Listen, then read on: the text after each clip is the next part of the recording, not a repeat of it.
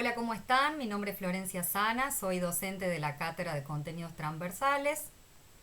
Seguimos con el cursado y en esta oportunidad ya estamos en el módulo 3 de Género y Diversidad. Yo los voy a acompañar en su estudio, en su lectura del texto Aproximaciones a la Teoría Crítica Feminista de Rosa Cobo Bedía. Este es un eje bastante particular porque nos atraviesa culturalmente, nos interpela a reflexionar sobre la posición que tanto mujeres como varones tenemos en la sociedad, cómo construimos nuestros vínculos, cómo nos desarrollamos en las distintas esferas. Así que bueno, espero que lo disfruten y sí me parecía que para iniciar el texto era importante hablar de la estructura que tiene como previo a la lectura y a profundizar en las ideas de Rosa Cobo. Quizás esto le puede ayudar, ¿sí? En la primera parte, conceptos fundamentales, esto ya lo han visto en la clase introductoria con la profesora Laura Casas. Yo no me voy a detener en esto y sí vamos a arrancar desde el punto 2 de las 3 olas del feminismo y así vamos a seguir hasta el quinto punto. Es un texto bastante ameno, es una lectura que nos invita a seguir leyendo, pero sí es bastante largo. Por eso me parecía señalarles esta estructura para que ustedes se organicen al momento de estudiar. Me parecía también que previo a la lectura teníamos que hacer algunas precisiones, señalar algunas cuestiones que aparecen en el texto que a ustedes les pueden servir para abordarlo. Si ustedes se dan cuenta, en el texto vamos a hablar de varones y no vamos a utilizar el término hombres, porque ya desde el siglo XVIII feministas habían advertido que el término hombre no era sinónimo de humanidad, no era comprensivo, ¿sí?, de humanidad y que por tanto era preferible hablar de mujeres y varones. Por otro lado, el texto tiene muchísimas expresiones de distintas autoras, inclusive con muy buen criterio Rosa Cobo le señala el año del que fue escrito la obra y muchas autoras británicas, norteamericanas, latinoamericanas, francesas, ¿sí? La idea es que ustedes no se pierdan en el hilo de la lectura por tratar de retener todos estos nombres, que para colmo son bastante difíciles para pronunciar y para escribir. Pero sí tengan en cuenta algunas de estas obras fundacionales que va señalando dentro de cada etapa la autora. Por otro lado, tengan en cuenta que las olas del feminismo no sigue una inmediatamente a la otra, sino que han sido interrumpidas por distintos acontecimientos como guerras civiles, guerras mundiales. Entonces van a ver cómo la autora sí se ocupa de señalar esta interrupción en la continuidad de esta lucha de las mujeres. Por otro lado, van a ver que nosotros primero nos vamos a situar en el movimiento feminista en Europa, luego en Norteamérica y después si la autora se va a enfocar en cómo se vivió la teoría feminista en América Latina, América Central y el Caribe. Otra cuestión que me interesaba señalar es que ustedes traten de no enredarse demasiado y detenerse en los debates que la autora señala que están dentro del feminismo, ¿sí? Porque ella nos muestra algunos de esos debates, pero no están todos. Cuando habla del feminismo en la posmodernidad, habla del feminismo y el multiculturalismo, el feminismo y la teoría queer, que no son los únicos, ¿sí? No son las únicas tensiones o debates que hay al interior de la teoría feminista, sino que la autora nos va a dar un pantallazo para que pensemos que la teoría feminista no es homogénea, sino que es un paraguas, ¿sí?, que va a cubrir a muchísimas ideologías, a muchísimos enfoques sobre la realidad, ¿sí? Ahora sí, como les decía, en este Power sí van a encontrar los conceptos, que ya lo han visto con la profesora Casas, y yo voy a iniciar ¿sí? Este análisis del texto, los voy a acompañar en esta lectura a partir de la primera ola feminista, ¿sí? Ya la segunda parte del texto. En esta primera ola feminista nos ubicamos en el siglo XVIII. La autora le llama el paradigma de la igualdad. Estas feministas ilustradas europeas, ¿qué es lo que van a manifestar y van a reclamar? No haber sido incluidas en el programa de la ilustración, en el proyecto ilustrado del siglo XVIII. ¿Qué quiere decir esto? Ese siglo de las luces que estaba embanderado en las ideas de razón, de emancipación, de igualdad, de este sujeto ciudadano, de esta idea de progreso, tenía un falso universalismo. ¿En qué sentido? Que primero predicaba que estas ideas eran para toda la humanidad, pero las mujeres dicen, pero a nosotros nos dejan afuera de este proyecto. Esta idea de la ilustración en que el hombre hace un ejercicio propio de su razón para poder elegir su proyecto de vida, privilegiando elecciones y decisiones netamente personales, el hombre como artífice de su propio destino, ya despojado, ¿sí? de cualquier mandato, de cualquier autoridad ajena, ¿sí? a él mismo. Entonces, ahí tenemos esta idea de emancipación, esta idea de que el hombre comienza a preguntarse cosas, esta característica escéptica de este hombre moderno, que tiene un acceso al conocimiento, ¿sí? Que este acceso al conocimiento está muy vinculado con esta idea de progreso, ¿sí? Ya no con la mirada puesta en las tradiciones, sino con esta idea de que si yo me esfuerzo puedo tener una mejor posición. Existe ya la movilidad social y nos alejamos de esta idea de la Edad Media, del feudalismo, con esta sociedad estamental que había en este momento.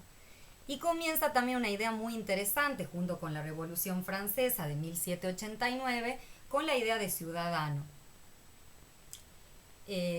¿A qué se referían con el concepto de ciudadano? Esta idea en que el Estado reconoce los derechos civiles y políticos y este ciudadano puede participar plenamente de los asuntos públicos, ¿sí?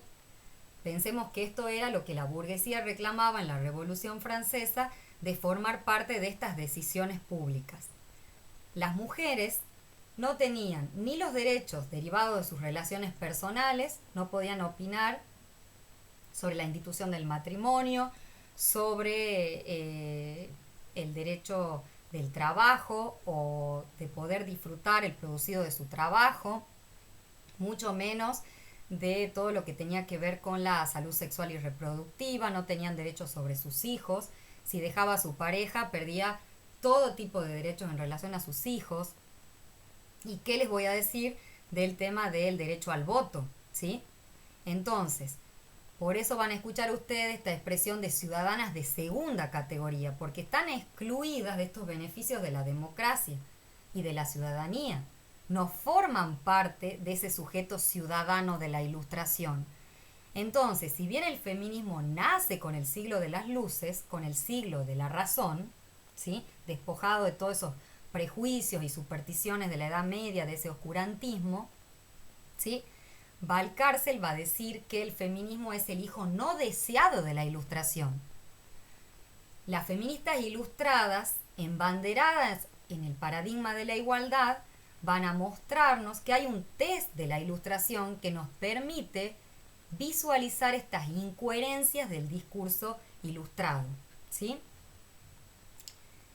Rosa Cobo, si bien sitúa la primera ola en el siglo XVIII, también nos presenta otros autores que previamente al siglo XVIII han podido visualizar este paradigma de la igualdad, ¿sí? Mucho antes. Tenemos La igualdad de los sexos, obra de François Poulain de Lavac, de 1673, donde él ya critica, ¿sí? esta asimetría de varones y mujeres, y ya vamos a ver qué significa esto de criticar el paradigma biologicista. Él advierte que hay una subordinación de la mujer que no es natural, que no se da naturalmente, sino que es una construcción social, ¿sí? La autora va a citar a Celia Amorós, que es otra española, al igual que Rosa Cobos, que nos va a decir que se pueden identificar dos tipos de discurso. Previo al siglo XVIII vamos a encontrar el memorial, lo que ella denomina el memorial de agravios, donde las mujeres se quejaban de esta situación que tenían en el mundo, de esta posición subordinada, de esta falta de derechos, de esta exclusión totalmente de distintos derechos en relación a los varones, ¿sí? Y ahí nos presenta un ejemplo del siglo XV, la ciudad de las damas, de Pizán, en donde también se va a advertir, ¿sí? estas asimetrías. Pero ¿por qué se llama memorial de agravios? Porque son conjunto de quejas que describen la situación de las mujeres, pero no presentan un proyecto superador de estas asimetrías, ¿sí? Un proyecto emancipador para las mujeres, ¿sí? Embanderado de esta idea de igualdad. Va a haber un punto de inflexión en donde Celia Amorós va a encontrar otro tipo de discurso que los va a llamar de la vindicación, y este punto de inflexión va a venir de la mano de la obra de Mary Wollstonecraft. Es una inglesa que escribió Vindicación de los Derechos de la Mujer en 1792, en donde ella va a hacer una defensa muy grande del acceso a la educación por parte de las mujeres. ¿Cómo las mujeres vamos a conseguir esa autonomía que habla la Ilustración, esa emancipación, ¿sí? Si no podemos tener acceso al conocimiento? Las mujeres que en ese momento querían acceder a la educación tenían que terminar en un convento, ¿sí? Ella dice, debería haber una única educación, ¿sí? Tanto para varones como para mujeres, la misma, ¿sí? Embanderada en esta idea de igualdad. Y denuncia ese falso universalismo, ¿sí? De la Ilustración. La Ilustración está dando estos valores a toda la humanidad y resulta que a las mujeres la dejan excluidas. También aparece un momento muy interesante porque en el pleno siglo XVIII Mary va a criticar al máximo de los exponentes de la Ilustración, que es Rousseau, ¿sí? Que ha inspirado la Revolución Francesa y la Declaración de los Derechos y Deberes del Ciudadano. Pero Rousseau sí consideraba que había un paradigma biologicista. Defendía que naturalmente, ¿sí? El ámbito privado era para las mujeres y el ámbito público era para los varones, que no necesitaban ningún tipo de educación las mujeres y que si en todo caso eran educadas era para agradarle a los varones. ¿Sí? Hay citas explícitas en su libro El Emilio sobre esta posición que le da a las mujeres. Rousseau era reivindicado por su obra El Contrato Social y por otro lado en El Emilio se presentaban ciertas incoherencias que decía Mary Wollstonecraft en cuanto a que era democrático con los varones, pero sin embargo con las mujeres no pasaba esto porque les reservaba, ¿sí? El lugar de la naturaleza, el lugar de lo privado y las excluía de la ciudadanía.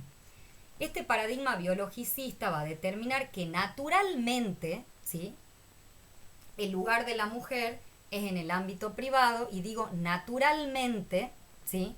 Como opuesto a que es una construcción, que no es, perdón, una construcción social, ¿sí? Si yo digo que es algo natural, es algo que no lo puedo modificar. Y esta situación de las mujeres que naturalmente se ha dado, esta familia patriarcal que es natural, según Rousseau, y esto lo va a criticar Mary, ¿sí? No nos permite ver que eso podría cambiarse, porque Mary Wollstonecraft va a sostener que eso es una construcción social, que como sociedad, por el solo hecho de ser mujer o por el solo hecho de ser varón, se han determinado ciertos roles y ciertas características a cada uno de los sexos, ¿sí? Inclusive Rousseau en pasajes del Emilio explícitamente va a hablar de que la mujer se quedaba en la choza, que tenía funciones de reproducción, de cuidado en relación a la prole, y que el hombre salía a buscar los alimentos, o sea, le reservaba el ámbito público. Y esto ha dado lugar, ¿sí? Esta forma de vida a lo que se llama la división sexual del trabajo. Todo esto sí lo han visto con la profesora Laura Casas, y a esto se refiere el paradigma biologicista. Esta idea de naturaleza, para que estemos atentos, sí ha estado presente, por ejemplo, en la discusión de la ley de matrimonio igualitario en el año 2010. Entonces, sí nos interpela a nosotros que estamos ya en camino a ser abogados y abogadas, a ver que es peligroso, porque con esta idea de naturaleza nosotros podemos quitarle derechos o no asignarle derechos a determinados grupos sociales, ¿sí? Entonces, ya desde el siglo XVII, como les señalaba anteriormente con François, ¿sí? Ya se establecía esta, esta simetría, esta subordinación por parte de las mujeres en relación a los varones y esta crítica, este ataque a este paradigma biologicista. Y está en tensión, y ya lo vamos a ver después en la segunda ola, esta idea de lo natural con lo social, ¿sí? También es muy importante enfatizar el papel que han tenido las mujeres de la Revolución Francesa, porque también habían hecho llegar sus quejas de la situación de las mujeres, de los derechos de los cuales estaban privadas, estos derechos que hemos repasado en relación al matrimonio, a los derechos que tenían sobre los hijos, ni qué hablar del derecho de pedir el divorcio en los lugares que se podía pedir, ¿sí? Pero ya habían hecho llegar esas quejas, estas mujeres de la Revolución Francesa. Entonces, la primera ola, ¿sí? Va a tener ese punto de inflexión con Mary Wollstonecraft y se va a embanderar en esta idea de igualdad y va a denunciar cómo hay una falsa idea universal en la Ilustración, porque todos estos valores de autonomía, de emancipación, de la razón, del ejercicio propio de la razón por parte de los individuos, de esta idea de ciudadanía, ¿sí? Se las excluía a las mujeres. Se estaba hablando de toda la humanidad y había incoherencias en decir este discurso ilustrado porque las mujeres quedaban totalmente afuera de estos beneficios, de este ser ilustrado, de este sujeto de la ilustración, ¿sí? Por eso Mary va a hacer una fuerte defensa a la autonomía de las mujeres y ella creía que solamente se alcanzaba esta autonomía a través de la educación. Y ya vamos a ver cómo le va a servir después a la feminista de la segunda ola, ¿sí? Como cimiento, como base, este discurso de la igualdad de Mary Wollstonecraft.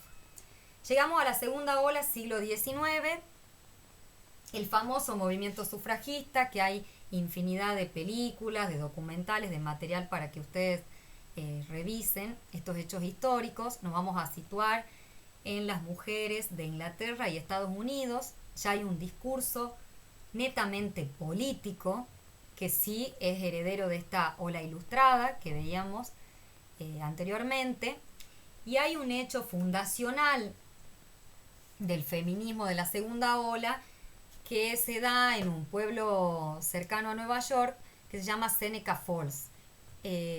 Ustedes van a ver que se lo conoce como el acta de sentimientos de Seneca Falls o el acta fundacional de Seneca Falls.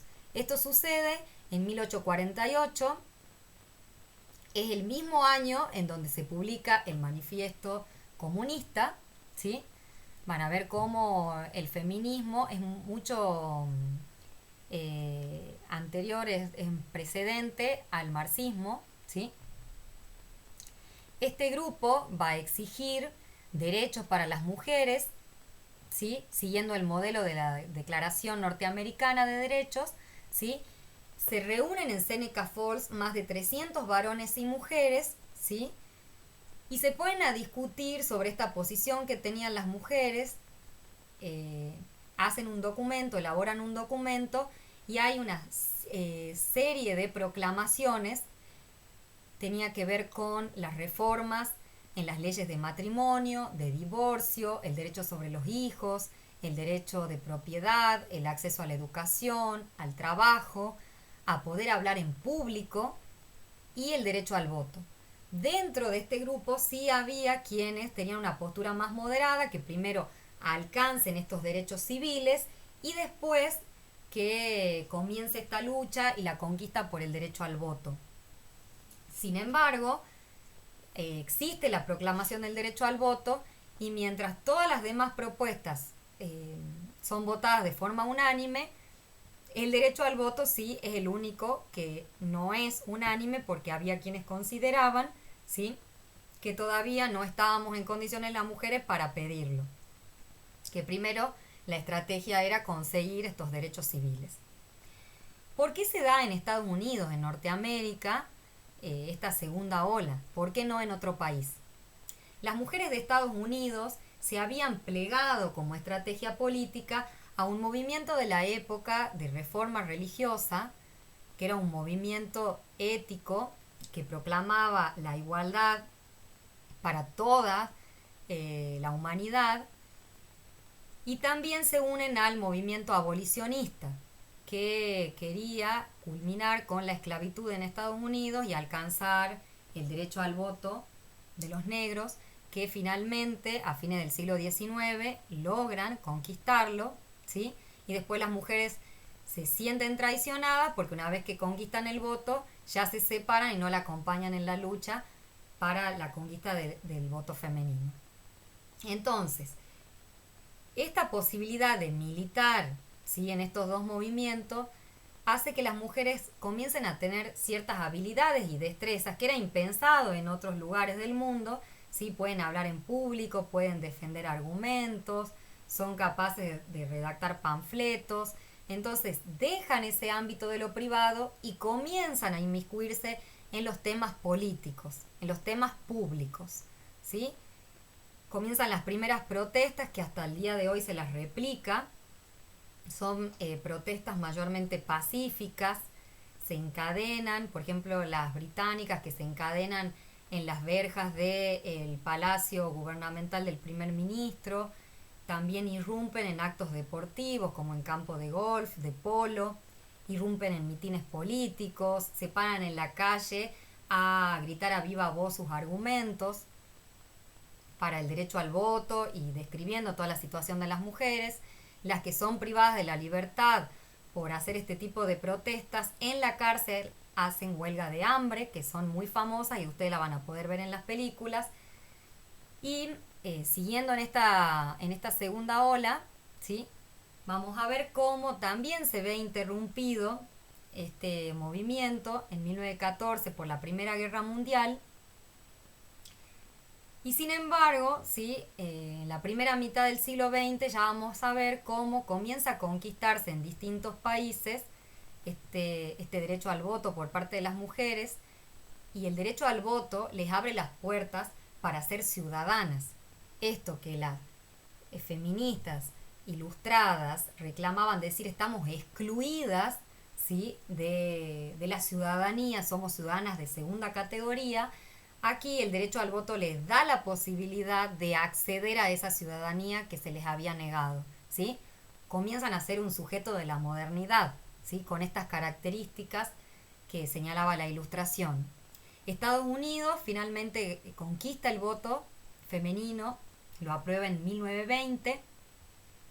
En Gran Bretaña había habido una concreción del voto en 1918, pero muy limitada, muy acotada, y ya en paridad de condiciones con los varones se cristaliza esto en 1928. Dinamarca en 1915, Francia e Italia, fíjense el año, en el 45, cuando en la Argentina se aprueba la ley en el 47, ¿sí? Pensemos, miren esta diferencia, esta similitud en realidad con Europa y América Latina, ¿sí? Y en Suiza, que es uno de los países que más tardíamente lo reconoce, en 1971. Me parecía interesante señalarles textualmente lo que se hablaba en esta reunión de Seneca Falls, porque siguiendo el modelo del Acta de Independencia de Estados Unidos, las mujeres van a decir, nuestra Constitución se abre con las palabras nosotros, el pueblo. ¿Pretende alguien decir que solo los hombres constituyen las razas y los pueblos? Cuando decimos pueblo, ¿no estamos hablando de las mujeres lo mismo que de los hombres? Aquí aparece nuevamente un reclamo de esta falsa universalidad. Si yo digo pueblo, ¿en qué lugar de ese documento fundacional del Estado norteamericano dice que cuando habla de pueblo no habla de mujeres? ¿Sí? Entonces, vemos cómo sigue la teoría feminista sacando el velo de estos falsos universales, ¿sí? Avanzando ya, llegamos a la tercera ola, siglo XX. Aquí aparece el feminismo de la diferencia, el feminismo radical. Y la autora, Rosa Cobo, va a señalar una figura que ustedes la deben haber visto en remeras, en carteles, cuando ingresan a una librería, es uno de los libros más comprados en los últimos años porque hubo muchas reediciones. Y estamos hablando de la filósofa francesa Simone de Beauvoir, que también ya la habían visto con Laura Casas. Ella escribe El segundo sexo en 1949 y su libro va a ser clave, ¿sí?, para explicar esta subordinación de las mujeres por parte de los varones, porque ella va a advertir en esta tensión entre naturaleza y cultura. Lo natural como algo intrascendente, totalmente invisibilizado, que se relaciona con la esfera privada, de lo doméstico, que solamente se va a relacionar con el cuidado, con la reproducción, ¿sí?, con la maternidad. Ella no critica la maternidad o sea, por sí misma, pero sí que ese proyecto de vida nos venga impuesto por el solo hecho de ser mujer.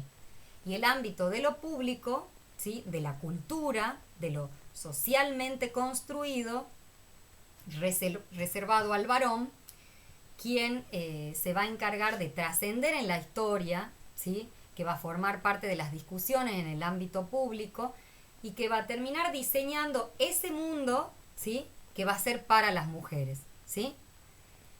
Su famosa frase es: la mujer no nace, se hace, ¿sí? Esta frase tan pequeña tiene tanto sentido, ¿sí?, y ha significado tanto en la teoría feminista, ¿sí?, hasta nuestros días se repite, ustedes lo van a ver presente en las marchas, en muchos escritos feministas, ¿sí?, esta idea de construcción social, que la mujer cuando nace, si bien tiene muchas ya designaciones, muchos determinantes que hacen que se comporte de determinada manera, que hable de determinada manera, que se reserve solamente para el ámbito de lo privado, ¿sí? Esto es una construcción social, no es que naturalmente esa es nuestra posición dentro de la sociedad. Si seguimos avanzando en la tercera ola, llegamos acá a Betty Friedan, quien en la mística de la feminidad, en 1963, ya estamos en Estados Unidos, esta autora es norteamericana, ¿sí?, ella viene del campo de la psicología, se va a poner a investigar que muchas de las patologías, o sea, el origen de las patologías que son atribuidas a las mujeres en ese tiempo, como la ansiedad, la neurosis, el alcoholismo, ¿sí?, son atribuidas porque la mujer tiene que seguir un destino que le viene impuesto, que eso le crea mucha angustia porque no lo ha podido elegir ella misma, haciendo un libre ejercicio de su razón, como veíamos en la ilustración, sino que son proyectos que nos vienen impuestos por parte de la sociedad. Y esta mujer no tiene autonomía, entonces sí comienzan a aparecer ciertas patologías, pero no es que sean propias de las mujeres por el solo hecho de ser mujer, sino por este contexto social que les toca vivir. También es interesante cómo ella, si bien viene del campo de la psicología, habla cómo las leyes van a ser un instrumento muy poderoso para lograr la igualdad, ¿sí?, para desenmascarar ese sistema patriarcal y que las mujeres puedan acceder a otras posiciones que traten de borrar esta asimetría y esta posición de subordinación, de inferioridad en relación a los varones. En la tercera ola, la autora ya les comienza a hablar del feminismo y el marxismo, del feminismo radical de los años 70, del feminismo de la diferencia, ¿sí? No me voy a detener mucho en esto, pero sí les dejo algunas ideas para que tengan en cuenta a la hora de leer esta tercera ola. El feminismo y el marxismo tienen similitudes y diferencias. Ya les había dicho una, ¿sí? ¿Se acuerdan que la declaración de Seneca Falls era de 1848? En el mismo año que se publica el Manifiesto Comunista. Si bien ustedes todavía no vieron marxismo y lo van a ver ¿sí? En teoría del Estado y más adelante en otras materias, ¿sí? Me parece clave pensar cómo ambos movimientos sí tienen sus similitudes y sus diferencias, porque van a atacar, en cuanto a las similitudes, van a atacar un sistema de dominación social y van a van a significar un enfoque muy importante para analizar la realidad del mundo, porque nos van a sacar el velo y nos van a hacer ver el mundo de otra forma, ¿sí? Uno, la teoría feminista, lo va a hacer utilizando el género para demostrar este sistema de dominación de los varones hacia las mujeres, y el marxismo va a ver esa explotación en donde unos son los que oprimen y otros son los oprimidos por parte de la burguesía y el proletariado, ¿sí? Pero lo va a hacer utilizando la variable de clase social. Y después los dejo a ustedes que sigan viendo las otras diferencias. El feminismo radical de los años 70, ¿sí? Ha surgido sobre todo con el Mayo francés del 68. Ahí les explica muy bien la autora qué es lo que ha pasado en esa época. Ustedes sí deben haber escuchado esto del Mayo del 68. Y acá sí me voy a detener unos segundos. El feminismo de la diferencia, ¿sí? Es importante porque es un debate que todavía está vigente en el feminismo. Si bien las feministas representaban un grupo muy heterogéneo, es la primera vez que se pone en duda el paradigma de la igualdad, porque las feministas de la diferencia van a hablar de una esencia femenina, de características específicas de las mujeres que nos diferencian de los varones. Celia Morós, que es muy citada por Rosa Cobo, nos va a decir que esto, para los reclamos de las mujeres, operativamente del ámbito de lo político, no sirve de mucho, ¿sí? Porque esas diferencias, lo que nos define como mujer, ¿cómo hacemos para separar, ¿sí? Lo que no es una construcción social? ¿Cómo podemos hablar de características específicas de las mujeres si se han venido construyendo socialmente muchas de esas características? Y nosotros no hemos participado, ¿sí? De esa construcción de identidad, sino que han participado solamente los varones durante siglos. Esa sociedad patriarcal, ¿sí? Ha creado ciertas características que nos definen como mujer. Entonces, ¿cómo podemos hacer para tratar de delimitar una esencia de lo femenino, ¿sí? Si esa supuesta esencia de lo femenino nos ha venido impuesta socialmente? Por ejemplo, Simone de Beauvoir nunca va a estar de acuerdo en que haya una esencia de lo femenino, ¿sí? Seguimos, ¿sí? Ya siglo XXI, hay nuevas corrientes, ¿sí?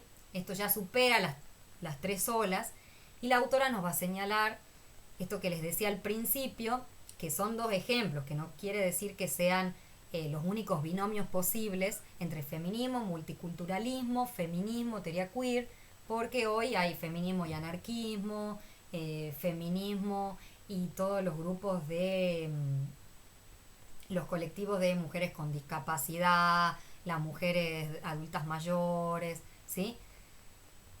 El feminismo y el multiculturalismo, esto que nos presenta Rosa Cobo, habla de que hay una crítica de decir, bueno, no se puede construir un discurso feminista que nos represente si no se tiene en cuenta lo colonial, la cuestión colonial, cómo se han ido construyendo, ¿sí?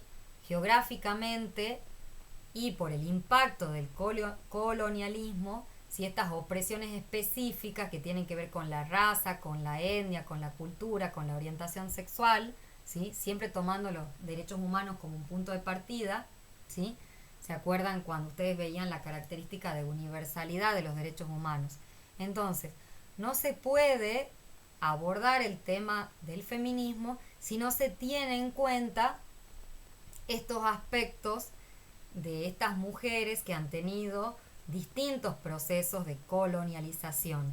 No es lo mismo hablar de el proceso de colonización portugués que el español, ¿sí? No es lo mismo hablar de las mujeres tras el proceso de colonización en América Latina y en otros lugares del mundo, ¿sí? Y sobre esto va a poner el foco las teorías multiculturales. Después tenemos el feminismo y la teoría queer. Las figuras más emblemáticas de estas teorías es Michel Foucault y Judith Butler. Ellos nos van a venir a advertir que el feminismo siempre se ha situado desde una idea dominante de heterosexualidad y ha dividido el mundo en varones y mujeres en un sistema binario que ellos no se sienten representados, y la teoría queer justamente ha receptado este reclamo de muchos grupos que no se sentían representados, ¿sí? Por estas teorías feministas que no se identificaban ni como gays ni como lesbianas, ¿sí? Y que decían, bueno, nosotros tenemos otro tipo, ¿sí? De proyecto de vida que no nos identifica estas teorías, ¿sí? Y ellos van a ver cómo, así como el género tiene una construcción social, cultural, también el sexo, ¿sí?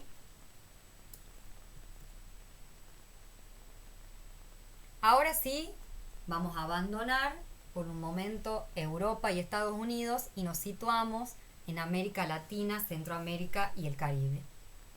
La autora se va a preguntar, ¿hay una ilustración feminista en América Latina así como lo hubo en Europa en el siglo XVIII? No nos olvidemos que la independencia de los estados en Latinoamérica recién va a comenzar en el siglo XIX, ¿sí?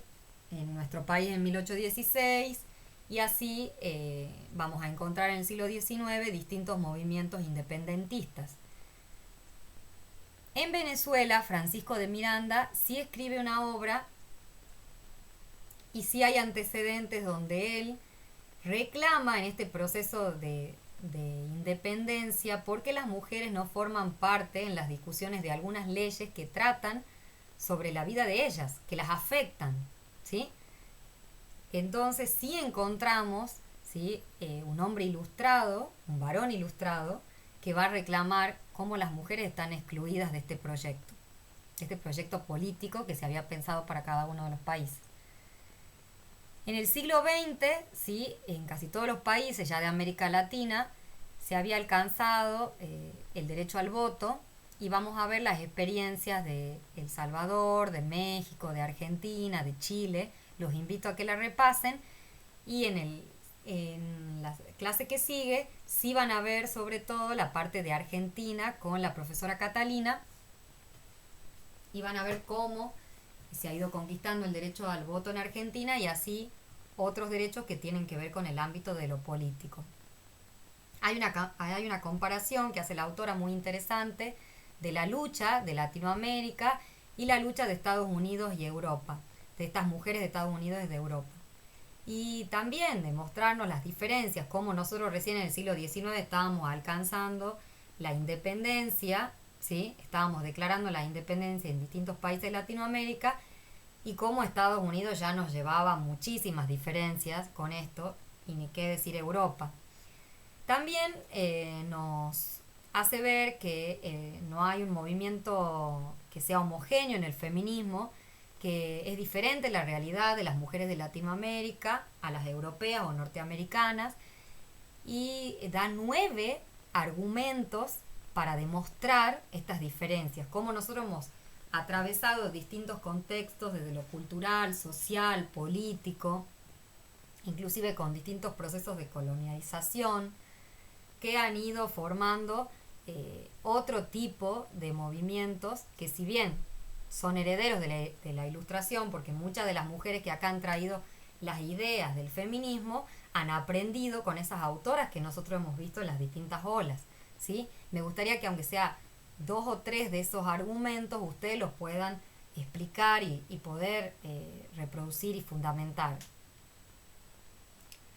También rescata que hay un rol importantísimo por parte de las organizaciones no gubernamentales, las famosas ONG, que se forman tanto en el siglo XX como en el siglo XXI, que acompañan a las mujeres, a los movimientos de mujeres en su reclamo de derechos, y ustedes van a ver cómo una causa judicial no es lo mismo, no tiene la misma visibilización, uno no tiene la misma empatía o no tiene los niveles de reclamo o mediáticos eh, que sí lo tiene cuando son acompañados a través de una ONG, ¿sí?